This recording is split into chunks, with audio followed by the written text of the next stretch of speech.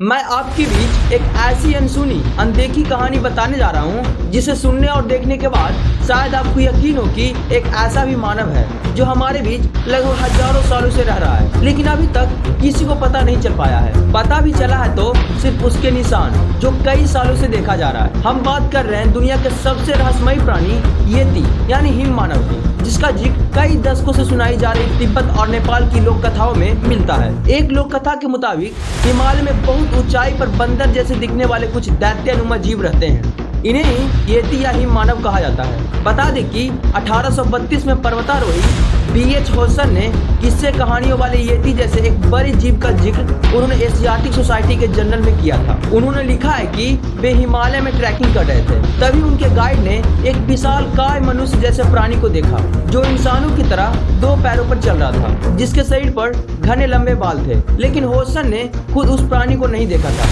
इसलिए यह मुद्दा जोर नहीं पकड़ सका। लेकिन याती के होने का दावा तब पुख्ता होता है जब एक ब्रिटिश फोटोग्राफर एरिक शिफ्टन ने उसे देखने का दावा किया। दरअसल जब 1951 में ब्रिटिश खोजी एरिक शिफ्टन माउंट एवरेस्ट पर जाने के लिए प्रचलित रास्ते से एक अलग रास्ते की तलाश कर रहे थे तो उन्हें बहुत बड़े बड़े पैरों के निशान दिखे। उन्होंने इन निशानों की तस्वीर ले ली और यहीं से शुरुआत हुई आधुनिक युग में येती के रहस्य की चर्चा। सूत्रों में बताया गया है कि एरिक ने यह तस्वीर पश्चिमी एवरेस्ट के मैन लॉन्ग ग्लेशियर पर खींची थी। पैरों के ये निशान करीब 13 इंच लंबे थे और इसे अब तक हिमालय पर ली गई तस्वीरों में सबसे रोचक तस्वीर में गिना जाता है। इसके बाद यह उस दौर का इतना बड़ा मुद्दा बना कि नेपाल की सरकार ने येती खोज के लिए 1950 के दशक में लाइसेंस जारी किए। लेकिन जाहिर सी बात है कि एक भी येती खोजा नहीं जा सका, जिसके बाद कई लोग यह मानने लगे कि कोई साधारण काला भालू रहा होगा। लेकिन पैरों के निशान देखकर कई लोग इसे येती ही मानते रहे। इसके बाद से येती को देखने के कई मामले सामने आए और कई खोजियों और शेरपाओं ने